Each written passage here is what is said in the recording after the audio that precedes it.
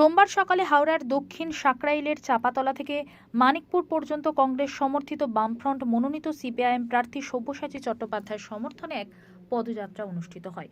ওই পদযাত্রায় উপস্থিত ছিলেন সিপিআইএম পলিট ব্যুরো সদস্য তথা পশ্চিমবঙ্গ রাজ্য কমিটির সম্পাদক মোহাম্মদ সেলিম, সিপিআইএম হাওড়া জেলা কমিটির সম্পাদক দিলীপ ঘোষ, হাওড়া জেলা কংগ্রেসের সভাপতি পলাশ ভান্ডারী সহ বাম এবং কংগ্রেসের যৌথ নেতৃত্ব।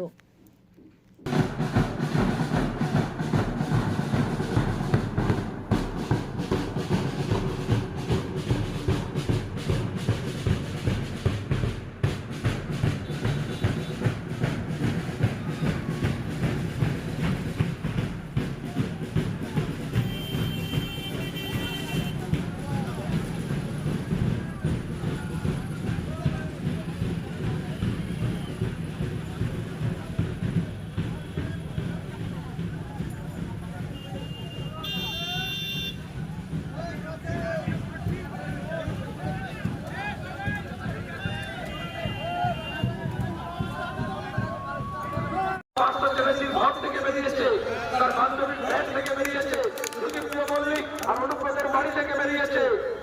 আপনাদের হাতে ভার ধরিয়ে দিয়ে আর নিজেরা ভাতটা লুট করেছে। সেই লুট বন্ধ করে যারা যা পাচ্ছে তা দ্বিগুণ পাবে, আর যারা পায়নি তেলা মাথায় তেল দিয়েছে, রুক্ষ সূক্ষ্ম মাথায় তেল পড়েনি। সেই সব জায়গায় যাতে শুকনো মাথায় তেল পড়ে, তার জন্য বাম এবং কংগ্রেস আমরা একসঙ্গে হয়েছি।